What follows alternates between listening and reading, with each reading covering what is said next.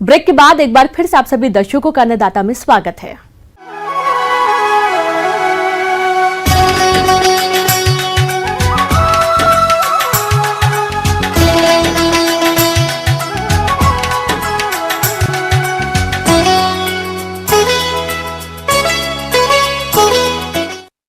किसान भाइयों, मिर्च की खेती अपने राज्य में आमतौर पर साल भर की जाती है।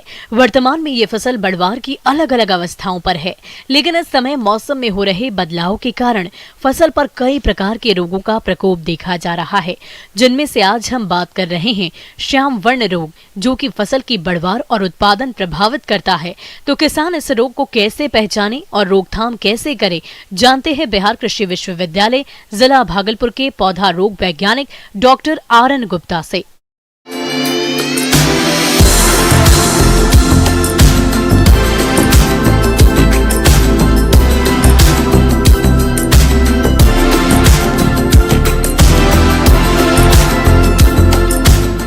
जो कि मिर्च में एक लगने वाला एक फफूंद जनित रोग है और ये क्लोटोट्राइकम कैप्सेसी द्वारा इसका फैलाव होता है।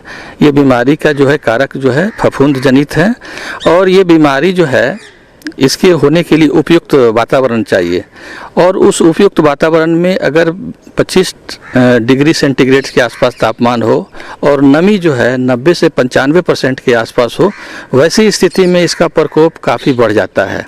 तो ये इसके लिए फेवरेबल कंडीशन है।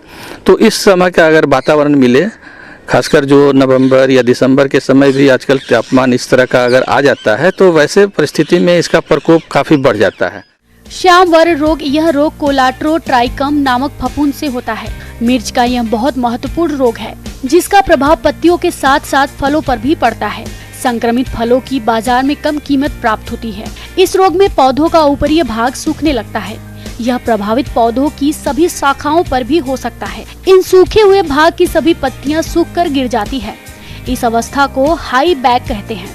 सूखी हुई शाखाओं पर काले काले बिंदुनुमा रोगजनक की संरचनाएं बनती हैं। अब सबसे बड़ी बात है कि इस रोग का हम पहचान कैसे करें। इस रोग को पहचान करने के लिए क्या है कि सबसे पहले इसके पत्तियों पर लक्षण आते हैं। पत्तियों पर जो है आपको भूरे और काले रंग के धब्बे बनते हैं और जिसके धब्बे के किनारे जो है पीला जो है जलधारी टाइप का धब्बे बनते हैं। तो पत्तियों पर जो है धब्बे बन जाते हैं, इससे हम पहचान सकते हैं। दूसरी जो है इसकी टहनियाँ से होती है, जिसको हम डायबैक बोलते हैं, डायबैक डिजीज।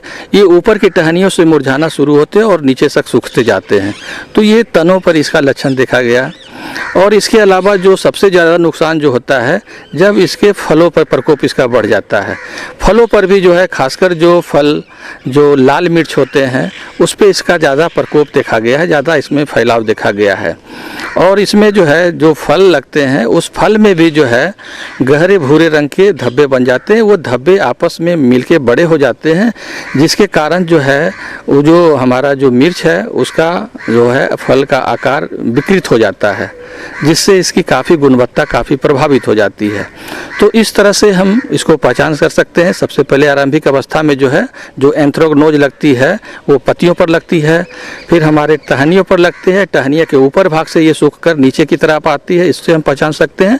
और फलों पर भी जो है काले और भूरे रंग के धब्बे बनते हैं, आपस में मिलकर बड़े धब्बे बनाते हैं, जिसके कारण जो फल हैं उसकी गुणवत्ता को ये काफ़ी प्रभावित करते हैं। तो इस तरह से हम इस रोग को पहचान कर सकते हैं। रोग की रोकथाम के उपाय: खेत में खरपतवारों का प्रकोप होने पर फसल में निराई गुड़ाई पर खरपतवारों को निकाल दें। उचित फसल चक्र अपनाएं तथा स्वस्थ और प्रमाणित बीज बोएं। बुआई बीजों को उपचारित अवश्य करें। रोग की प्रारंभिक अवस्था में ही डाइथेन M45 के 0.25% का घोल का 7 दिन के अंतराल पर आवश्यक अनुसार छिड़काव करें। मिर्च की राग रोधी किस्मों को लगाएं, जिनमें रोग रोधी क्षमता को जैसे पूसा, सदाबहार, अर्का हरिता, अर्का मेदना, अर्का श्वेता, पतसी 1 आदि किस्में लगा सकते हैं। अब सबसे रही बात की जो है ये बीमारी हर साल आती है, तो आपको सबसे पहले है कि सही बीज, स्वस्थ बीज का चुनाव करना है।